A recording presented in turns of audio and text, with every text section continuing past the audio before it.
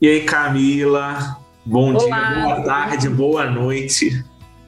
tudo Tudo bem bom? contigo? Graças a Deus, e você? Graças a Deus também. Camila, a gente começa sempre, né, esse podcast com a pergunta, que por mais que seja uma pergunta muito simples, não é tão assim. Me responde, Camila, quem é você? Então, vamos lá. Eu me chamo Camila, tá? Eu tenho 36 anos, sou uma mulher trans, é, periférica, moradora da Zona Oeste do Rio de Janeiro e candomblessista, né? Macumbeira por essência. Mulher Essa sou trans, eu, resumidamente, essa sou eu. mulher trans, periférica, macumbeira, preconceito, você nunca viveu, né? Muito, muito preconceito. Nunca deve ter vivido um preconceito na vida. Já passei por alguns. Mila, me responde uma coisa. Qual Sim. é a tua memória mais antiga? Quando você pensa assim, você tem alguma memória bem de infância? Tem gente que lembra do ventre da mãe, tem gente que lembra do berço. Qual é a tua memória mais antiga?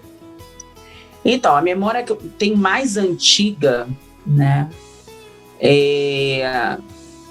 Eu não sei se eu tenho uma memória afetiva por conta do que minha mãe contava durante muito tempo, e isso se tornou imagens e verdades para mim, né? Porque também tem isso. Ou se realmente eu lembro.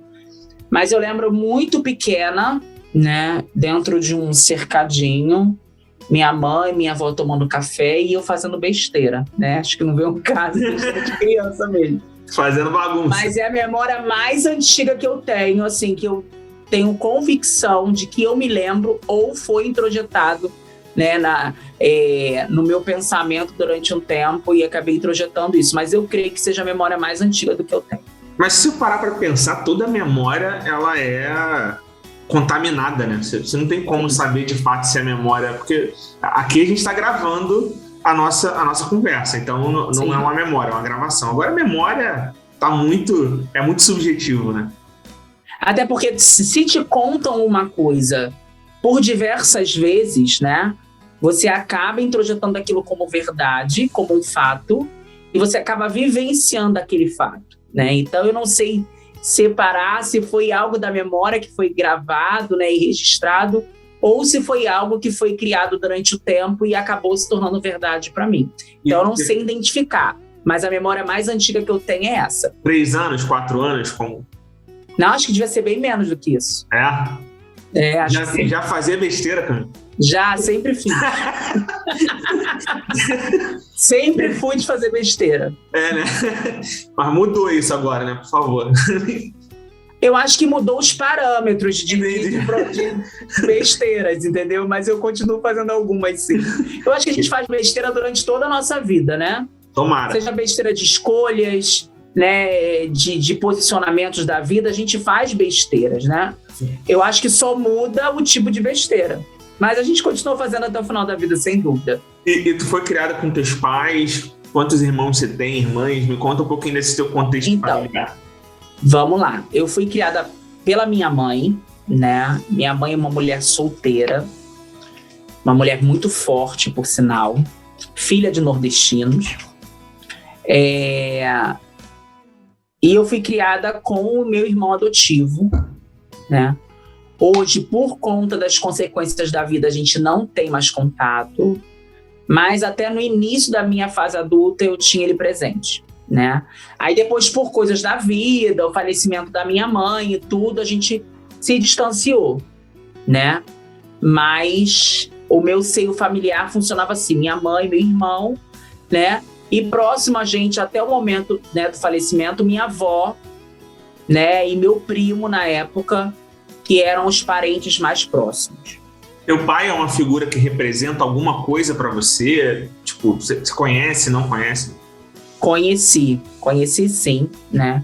Até quando eu fiz a retificação dos meus documentos, eu tentei, né, entrar em contato com esse homem, né, com o meu progenitor, né? Eu tentei entrar em contato, mas infelizmente por frutos de escolhas da minha mãe, né, acarretaram certas decisões da vida dele e, teoricamente, depois da minha também, né? Mas eu tentei procurá-lo, né? Eu cheguei a vê-lo diversas vezes, né? Nós tínhamos contato, eu acho que na minha infância e no início da minha adolescência e juventude, mas encontros muito separados, né? Porque minha mãe já não queria mais ter um vínculo tão grande com ele, tá? Minha mãe é uma mulher solteira, né? Ela, na verdade, me concebeu mediante um relacionamento extraconjugal. Sim, dele. E por esse motivo, eu sempre fui escondida da vida dele, né? Dos familiares dele, por conta disso. Porque ele tinha outra família. Tinha outra família. E você tem, biologicamente, outros irmãos também, então, né? Eu tenho mais uma irmã. Sim, mais uma chamada irmã. Mariane, já tentei entrar em contato com ela diversas vezes pela rede social, mas ela não... Mas eu acho, Camila, quando você tiver 2,5 milhões de seguidores... Eu creio que sim. Quando eu chegar no post da Anitta, eu acho que meu pai aparece. Eu acho que... Eu desconfio. Eu desconfio que tua irmã vai gostar de você, que vai todo mundo... Vai tudo sem dúvida. 2 milhões tá logo ali. Isso aí. Big Brother, imagina. Porra. Imagina, vai ser maravilhoso. Vai aparecer até no Domingão do Hulk. Isso aí. Vai aparecer nos familiares, ele certamente vai aparecer lá. Ou eles, né? De certo modo. Vamos lá. Você não é cis heterossexual, ou seja, você não tem a normatividade da orientação sexual que se determina como padrão, né? Isso sempre foi assim? Tuas primeiras experiências amorosas já eram com essa tendência... É uma coisa muito nova, então eu não sei se é homossexualidade ou se é... Me conta aí como que nasceu, né, tudo isso. Vamos lá. Eu não sou heteronormativa, né? Isso é fato. Eu sou uma mulher trans, né? Não sou uma mulher cis. Porém, eu sempre procurei, né, como mulher trans, ter relacionamento com homens cis héteros, porque é dessa forma que eles se atraíam por mim, né? Já que a pessoa trans não se encaixa numa questão sexual e sim uma identidade de gênero, né? Porém, quando eu era rapazinho, sempre tive inclinações para ter relacionamento com homens homossexuais, até com homens, propriamente dito, né? Com homens gays, né? Cis, né? Ou até mesmo por uma questão de fetiche para algumas pessoas com alguns homens supostamente héteros. Porém, como mulher trans, eu sempre, né, me relacionei, né, com homens, né, que admiravam a figura feminina e não somente o sexo biológico, vamos dizer assim. Entendi. Mas assim, você, por ser fora da heteronormatividade, como a gente falou, né? Você chegou a tentar se adaptar? Por exemplo, como rapazinho, você tentou se relacionar com meninas? Eu já tentei sim. Tá? Eu tentei muito lá atrás, mas... Porque é um sofrimento social, concorda que é um sofrimento social? Sim, é um sofrimento social. Então em algum momento você falou assim, vou tentar ser hétero, vou tentar ser um rapaz hétero. Como que você tá ser um rapazinho? Sim, isso aconteceu sim, né? Porque a gente precisa procurar um lugar de aceitação, né? Nós necessitamos disso, de autoaceitação o tempo todo, né? Primeiro a autoaceitação, depois a aceitação das outras pessoas. Então, logicamente, ninguém quer ser diferente ou estar no lugar de diferente, né? A gente sempre vai querer o lugar que é mais confortável, né?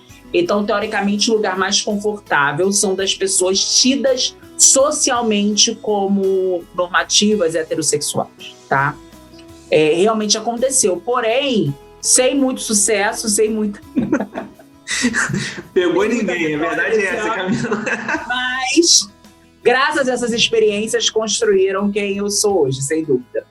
E isso transforma a ideia de opção sexual uma verdadeira loucura, né? Porque se houvesse uma possibilidade de optar, né, acho que ninguém optaria por andar num caminho que vai te trazer preconceito, que vai te trazer exclusão, que vai te trazer, né? Então, por isso que acho que esse conceito de opção cai por terra nesse momento, né?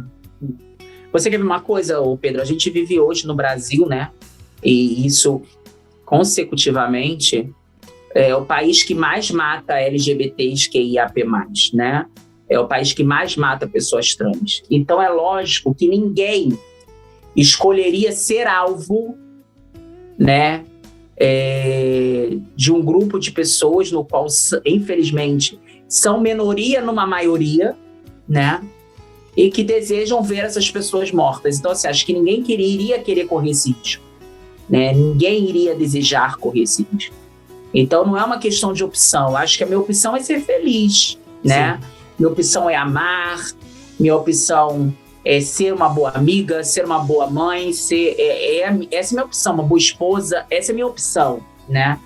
Mas a questão sexual, se entender, né? Entender a si e entender o mundo no qual você está participando, né? E aí vai também a questão da comunidade, né? Da comunidade LGBT, QIAP+, não é uma questão de escolha, é uma questão de vida mesmo. Sim, sim. E qual foi a tua primeira grande desilusão nessa área? Em que momento que caiu a tua ficha e falou assim, cara, eu me desiludi. Você falou assim, o mundo não é esse arco-íris que se pinta, não é essa florzinha. Quando que caiu a tua ficha? Por incrível que pareça, foi no ginásio. É uma lembrança que eu tenho muito presente na minha vida, foi no ginásio. Não foi diretamente comigo, né? Foi com um outro rapaz, que hoje eu não tenho contato, se é homossexual, se é heterossexual, né? Porém, ele estava, eu lembro disso nitidamente, ele estava com uma bolsa, uma bolsinha de moeda, né? Porque na nossa época de adolescência, moeda era muito comum, até porque a gente precisava de moeda para falar no telefone no orelhão da rua. Não, fale por você. A gente precisava de muitas moedas na vida. Isso aí você fale por você, que eu sou mais novo que isso. Então a moeda era muito usável, né? Então, assim, para comprar balas e coisas desse tipo. E eu vi o meu colega de escola, né? O meu colega de sala apanhar por conta dessa bolsa rosa que supostamente nem era dele. Então ali eu comecei a perceber que eu também poderia ser alvo, né? Porque eu já não me percebia mais pertencente àquilo que as pessoas achavam e pregavam ser correto. Sim. Então foi uma experiência para mim que me fez perceber que o mundo não era um lugar tão tranquilo para se viver, vamos dizer assim. E isso com quantos anos? Quantos anos isso aconteceu? 12 anos. Logo no início. É uma barra, né? Para uma criança de 12 anos. Xingada. Eu sempre fui uma criança que eu fui xingada, né? Fui desmerecida dentro da sala de aula, né? Eu sempre gostei de estudar. Eu acho que a gente acaba, para não despertar certos gatilhos negativos na nossa vida, a gente acaba se projetando para outras coisas.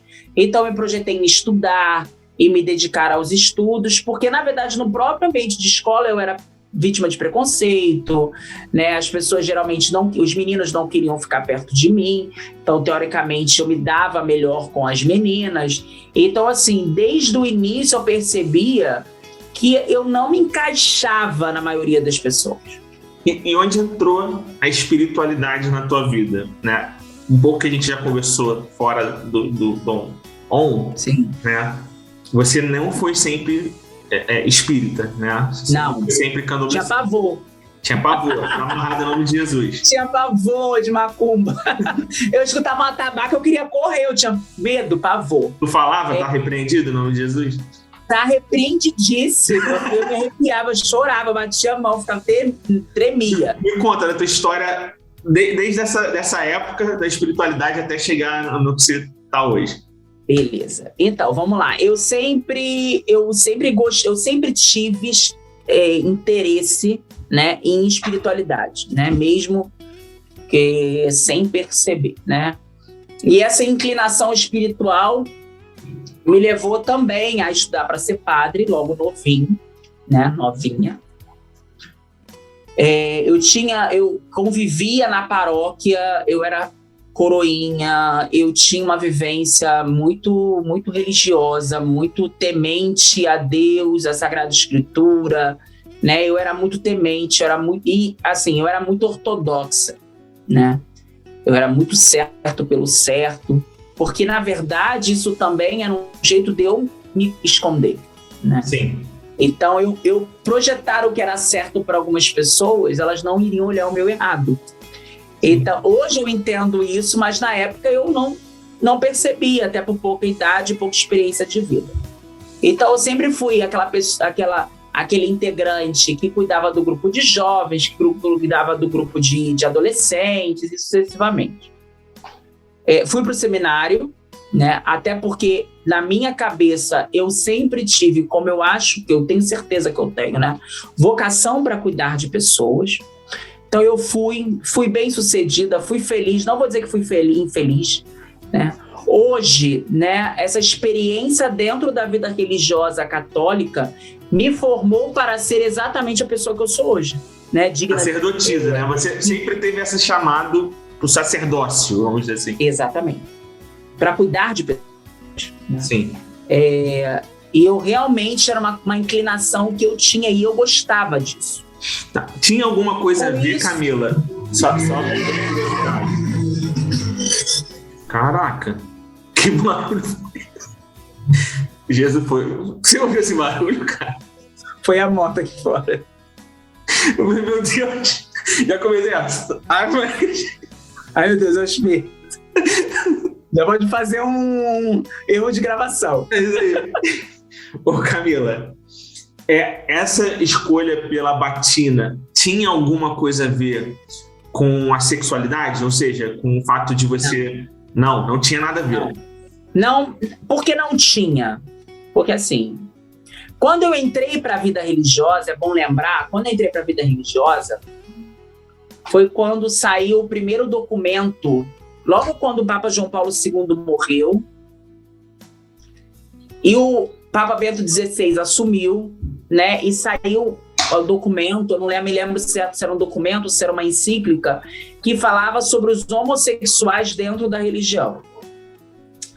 E isso foi uma coisa que, para mim, foi um baque muito grande. Porém, como a gente não fazia parte a gente era romano por ser católico, né? Mas a gente tinha uma vivência brasileira, né? Uma vivência Brasil, né? A gente leu o documento somente como informação, né? Até porque a gente sabe hoje, se você tirar as pessoas homossexuais, independente do segmento religioso que se tenha, a igreja, a macumba, tudo acaba. Porque hoje muitas pessoas, né, se denominam já homossexuais ou simplesmente escondem aquilo, mas são por essência. Eu fui realmente por vocação, por acreditar realmente na vocação. Tanto que, assim, a primeira experiência sexualmente afetiva eu tive dentro da vida religiosa. Isso eu conto para as pessoas mais íntimas, mas assim, nunca de uma maneira muito aberta, mas a primeira experiência sexualmente afetiva, né, não de abuso, né, ou de uma situação favorável a uma outra pessoa para o prazer, vamos dizer assim, a minha experiência afetiva de relacionamento aconteceu dentro da vida religiosa. Da vida religiosa católica, dentro do né? seminário. Dentro do seminário. Entendi. Dá um filme isso aí, cara.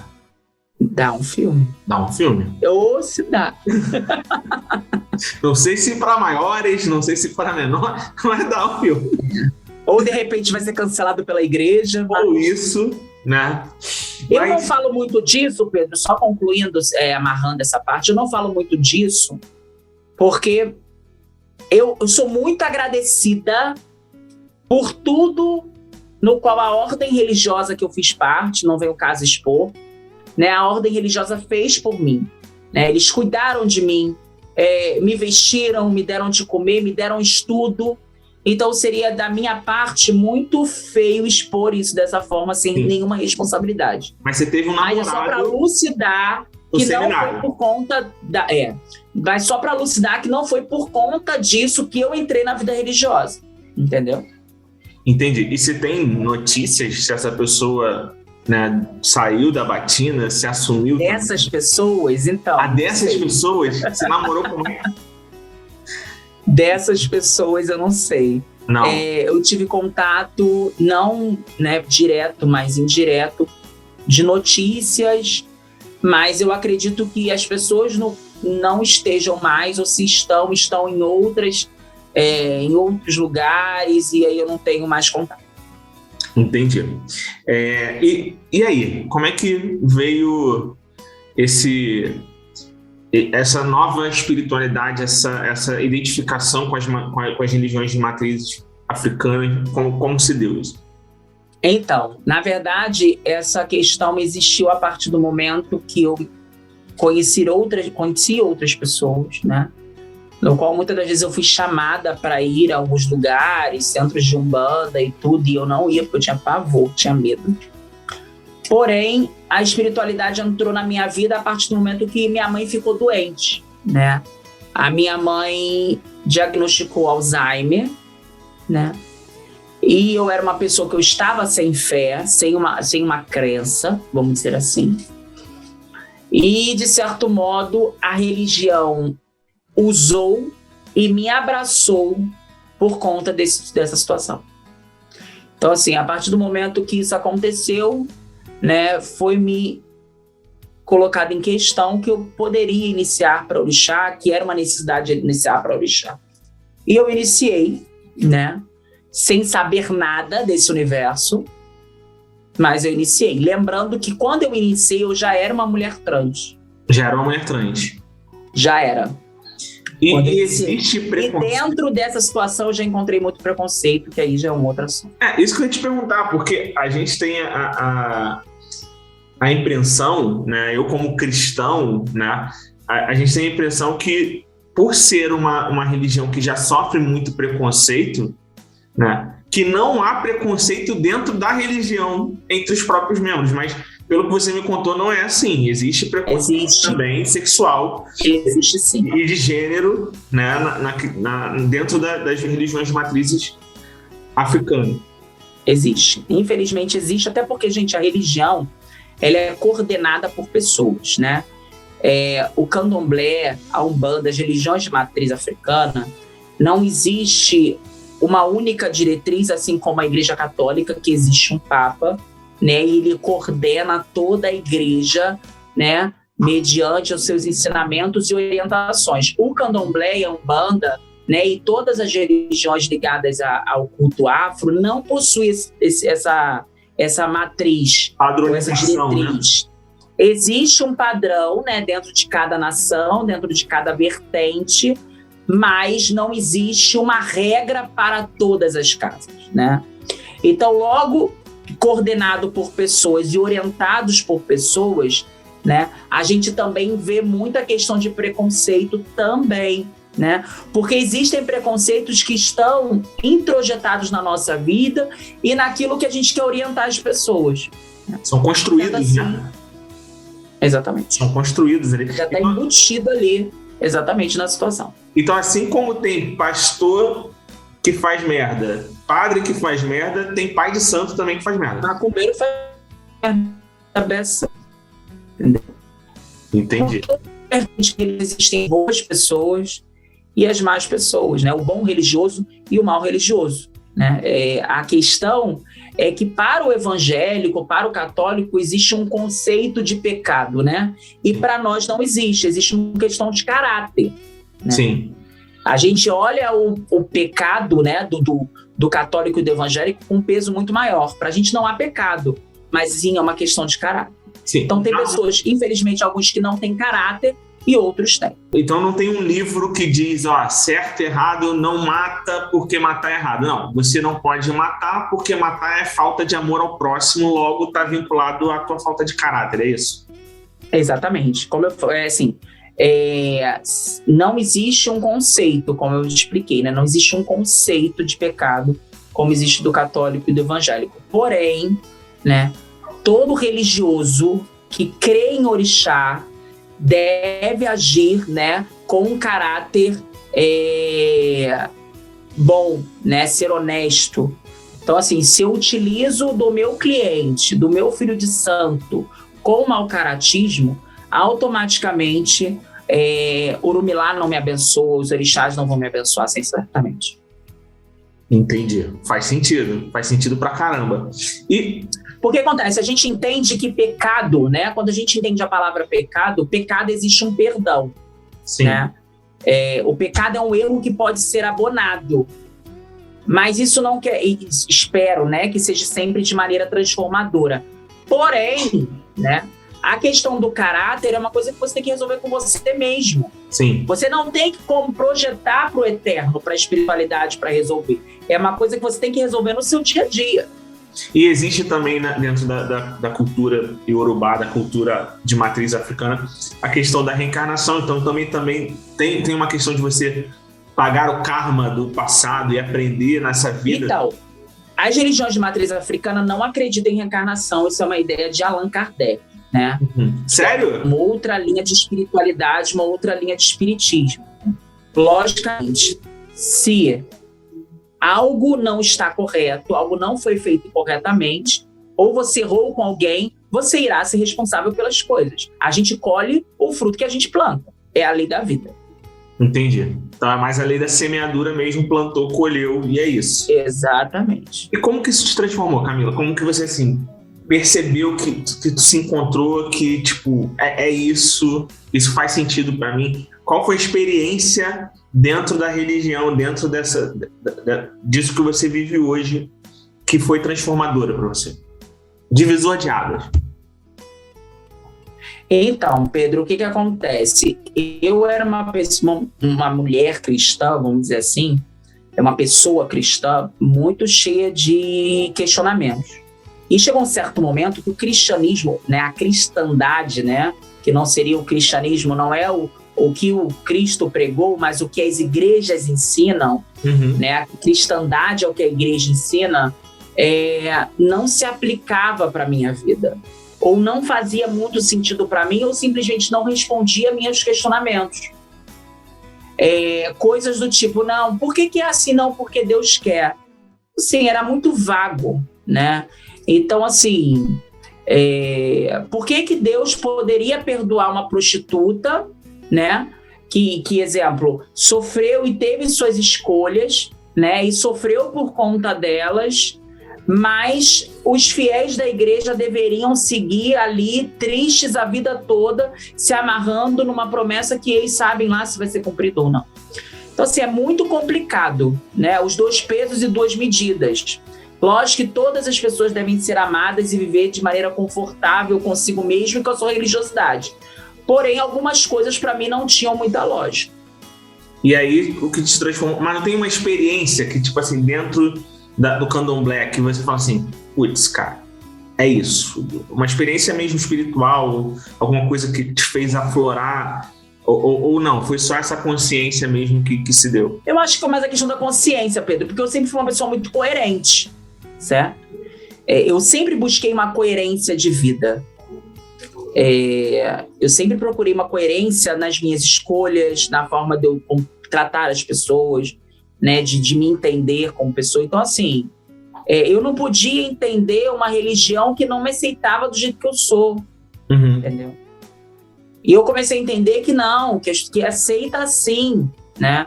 Que Deus, né, que Orumilá é amor, e aceita as pessoas do jeito que elas são, né? Independente da forma que a gente chame Deus, né? Você pode chamar de Deus, eu posso chamar de Orumilá, e a energia criadora é a mesma. Sim. Então, assim, mas não existiu exatamente o momento de dizer assim, nossa, é aqui que é um lugar maravilhoso. Porque o candomblé não é um lugar maravilhoso, assim como as igrejas cristãs não são lugares maravilhosos.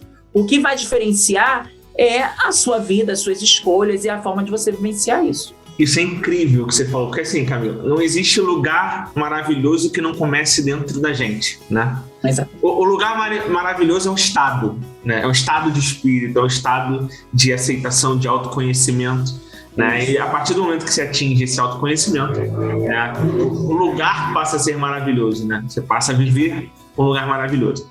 Fantástico. Qual o próximo passo, Camila? Porque tá aí, TikTok, faz dancinha também? Não, só macumba. Às vezes.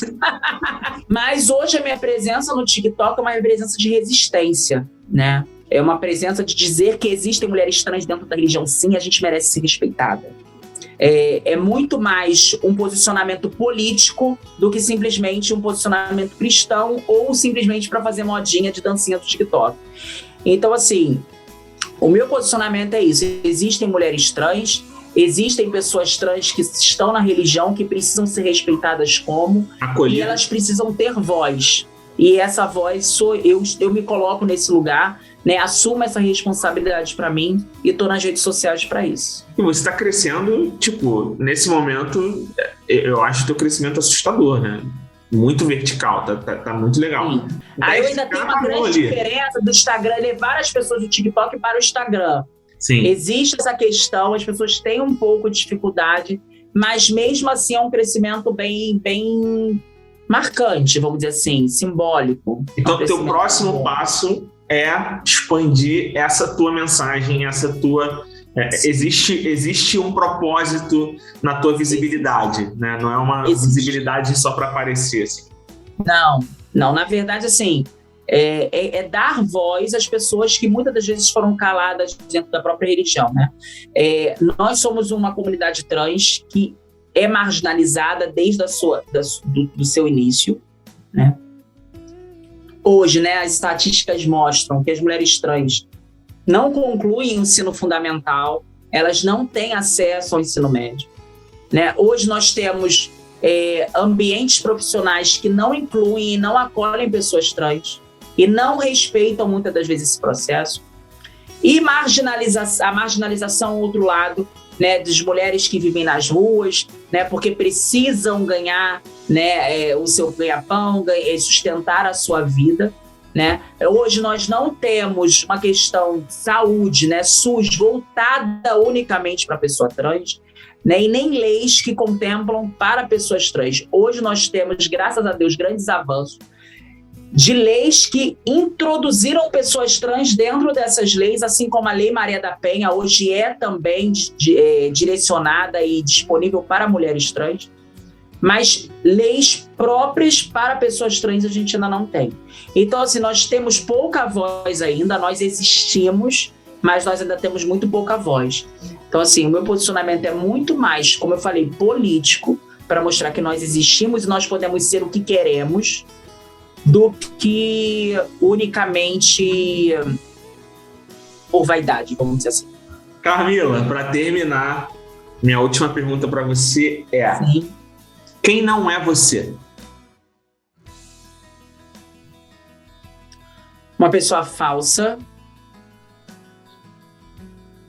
uma pessoa que se dobre por qualquer coisa, uma pessoa que foge das perguntas, porque eu não sou uma mulher que foge de pergunta. Eu não sou uma pessoa que visa fama em cima da dor do outro, né? E eu não sou moralista, falsa moralista, sabe? Eu não sou uma pessoa hipócrita. Eu não sou uma pessoa vazia. Eu acho que são coisas que eu não sou.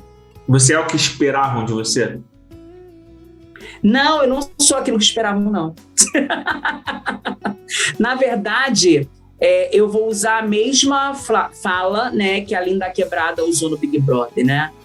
Eu sou exatamente aquilo que não programaram para mim, né? Eu sou exatamente a desilusão de alguém que sonhou algo para mim. Mas eu sei que hoje eu sou muito melhor do que aquilo que pensaram para mim. Fantástico, fantástico. É isso, é uma luta, mas eu fico muito feliz de ser teu amigo, de saber Com certeza. Né, que saber que você tá aí arrancando o seu espaço, né? Porque conquistar o espaço, eu como hétero, branco, cristão, eu tenho que conquistar meu espaço. Mas você não, você tem que arrancar seu espaço. Você tem que fazer de uma forma... É no dente. Exatamente. Obrigado, Mila. Me fala aí das tuas redes sociais, aonde a galera te encontra. Então, se quiser gente, fazer você uma que ainda amarração não... amorosa... Se quiser trazer o amor...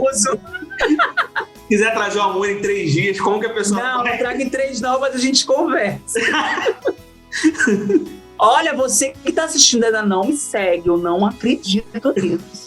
Vamos lá, dar um pulinho no TikTok, no Instagram, @, e a Camila, A no final de novo, né? E a Camila, me segue lá. Tem bastante conteúdo, tem bastante coisa engraçada, mas tem muita coisa séria, né? Eu faço lives e bastante conteúdo sobre essa temática de pessoas trans. De modo geral, seja do candomblé, sobre pessoas trans principalmente, e a nossa realidade do dia a dia, conversas aleatórias, e vale super a pena acompanhar.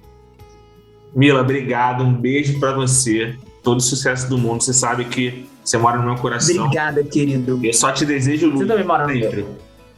Obrigada, meu amor. Um beijo!